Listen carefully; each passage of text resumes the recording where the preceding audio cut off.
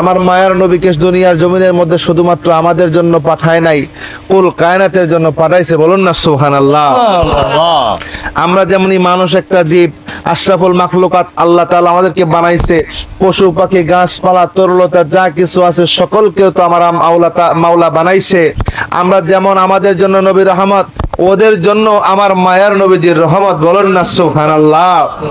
সহিহ আবু দাউদের ভিতরে একটা চমৎকার হাদিসে কারিমা আসছে, আমার প্রাণের ভাইয়েরা, আমার মায়ার নবী রাহমাতুল লিল আলামিন উনি মসজিদে নববী থেকে বের হয়ে উনি মদিনার বাজারের দিকে যাইতেন, ওই রাস্তা দিয়ে যাইতেন, প্রত্যেক দিনই প্রায় যাইতেন। হঠাৎ করে দেখলেন একটা বাগান থেকে একটা উট দৌড়াইয়া আসছে। উট দৌড়াইয়া আইসে আমার মায়ার নবীজির কাছে থেমে গেছে। আমার মায়ার নবীজি তো উটের ভাষা বুঝতেন, সুবহানাল্লাহ বলেন না। পশু পাখি গাছপালা তরুলতার ভাষা বুঝতেন, সুবহানাল্লাহ বলেন না।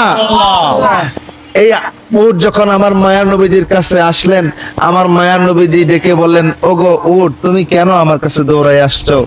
ও দেখলো মায়ার নবীজি খেয়াল করলেন উটের দুই চোখের পানি দিয়ে, উটের দুই পাশ দিয়ে চোখের পানি জরজর জরজর জরজর করে পড়তেছে। বলুন না সুবহানাল্লাহ। আবার মায়ার নবী ডেকে বলেন, ও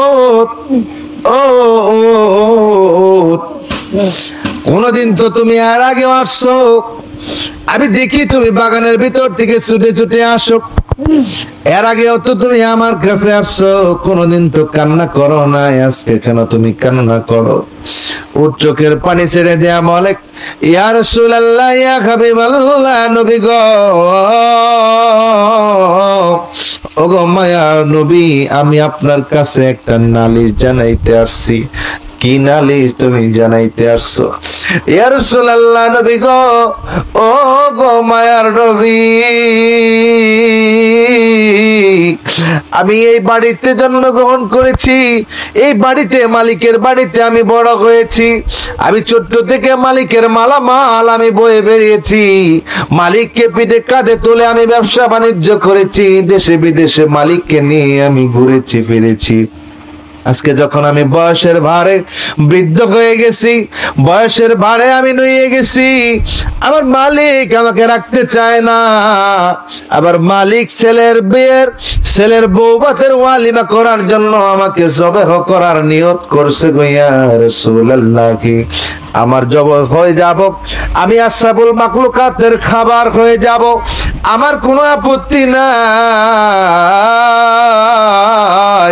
আবার একটা আপত্তি, আমি প্রত্যেক দিন আপনি যখন এই নামাজ পড়ে, আপনি যখন মসজিদে নববী থেকে, আপনি যখন হুজরে মুবারক থেকে যখন আপনি বাহির হতেন, আপনি বাজারের দিকে যখন যাইতেন, আমি বাগানের ভিতর থেকে আপনার নূরানি চেহারা মুবারক দেখতাম গো ইয়া রাসূলুল্লাহ।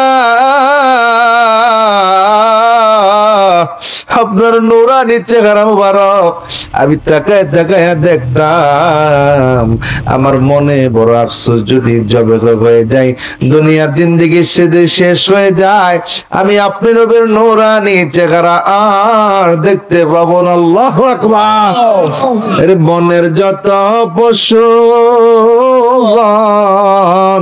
বকুতি করে দুই চরণ, ওরে বনের যত পশু ভক্তি করে দুই চরণ, মেঘমালা ছায়া দিত গায় গণবিজি, কোন সাধনে পাইব তোমায়, আমি কোন সাধনে পাইব তোমায় গণবিজি, আপনার দেখিবার মনে চায়।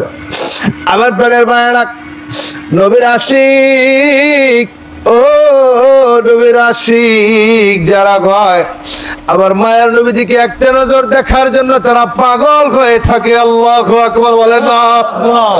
আবার মায়ার নবীজিকে পাগল হয়ে থাকে দেখার জন্য যারা আবার মায়ার নবী রাহমাতুল লিল আলামিনের নূরানি চেহারা একটা বার যদি দেখে গো ওয়াজাবাত লাহু শাফাতি, আমার মায়ার নবী ডেকে বলে একটা বার যদি আমাকে আমার কোন উম্মত ঘুমের ঘরেও দেখে, মানরানি ফিল মানামি রাল হক, যে আমাকে দেখলো সে আমাকে সত্য সত্যই দেখলো, যে দেখলো ওয়াজাবাত লাহু শাফাতি, আমি আল্লাহ তাআলার কাছ থেকে শাফায়াত নিয়া ওই উম্মতের জান্নাতে পৌঁছায় দেব। বলুন সুবহানাল্লাহ।